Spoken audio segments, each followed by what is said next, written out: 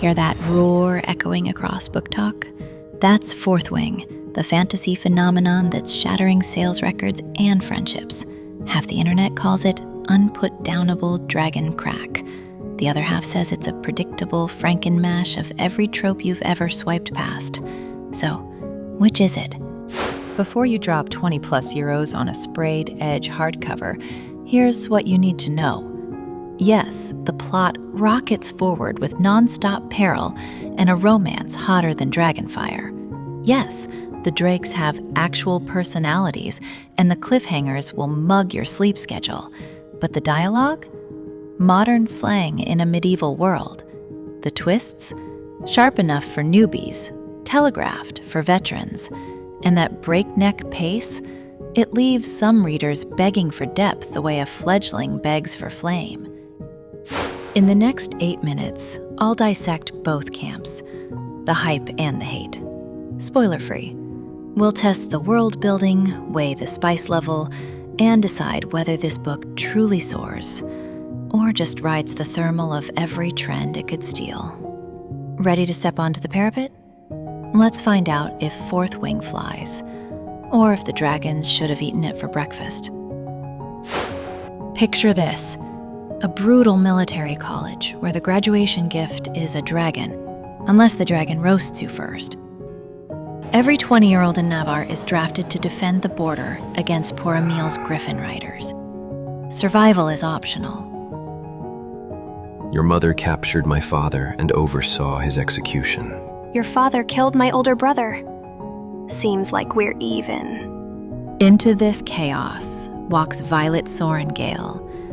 She's bookish, brittle, and chronically undermuscular. Her general of a mother yanks her out of the library and shoves her into the Writers' Quadrant, the most elite and deadly branch of Basgiath War College. 3 years of lethal training stand between Violet and her own scaly murder lizard. Fail, and the ground, or another cadet, will finish her first. And hovering over every lesson is the rule carved in stone. A dragon without its rider is a tragedy.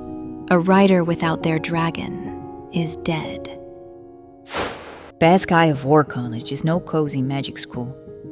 4 quadrants keep its corridors humming. Scribes, healers, infantry, and the rock stars, riders. Only riders are authorized to befriend living flamethrowers. The campus itself is a character.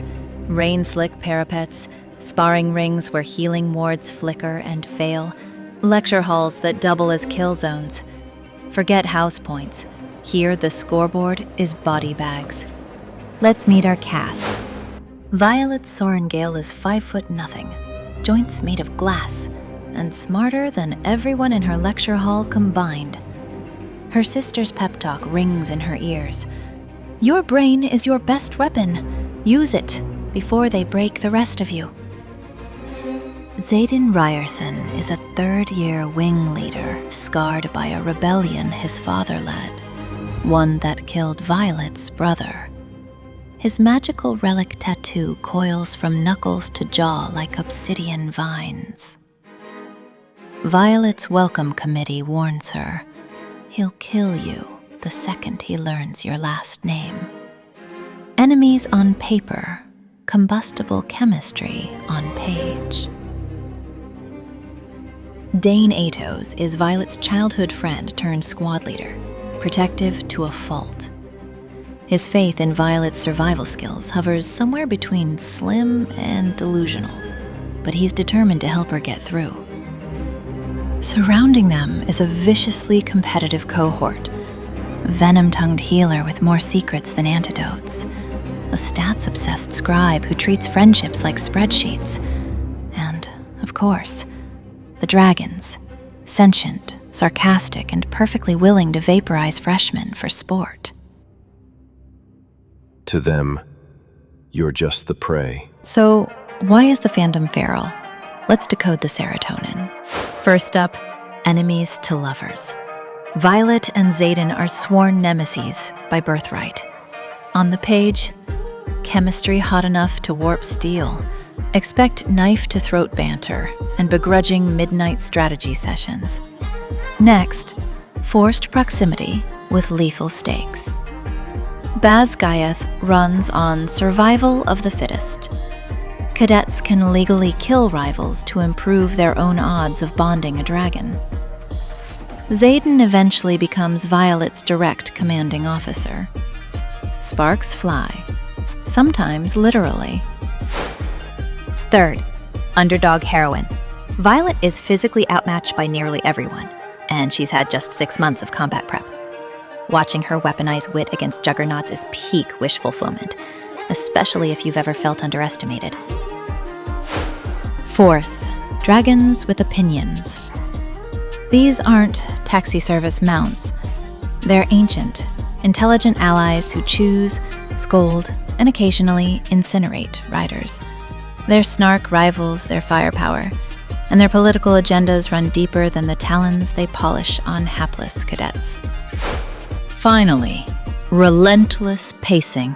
Short chapters and savage cliffhangers launch you from scene to scene. By the time you hit the last page, you'll be hunting for the sequel, Iron Flame, and bracing for Book 3, Onyx Storm. Of course, hype comes with a caution label. Here's the author-supplied content notice. War, graphic violence, and brutal injuries. On-page death, human and dragon. Salty language in spades. Adult-level intimacy that does not fade to black. Translation: this is not YA. File under new adult or straight-up adult fantasy. If battlefield gore or steamy romance isn't your vibe, consider yourself warned. So, should you read it? Grab Fourth Wing if you crave a bullet train plot, enemies to lovers sizzle, and a heroine who wins with brains over biceps.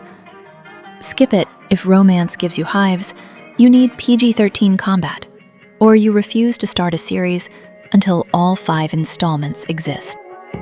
For everyone else, secure your saddle, hide the unacids, and enjoy the ride, because these dragons bite.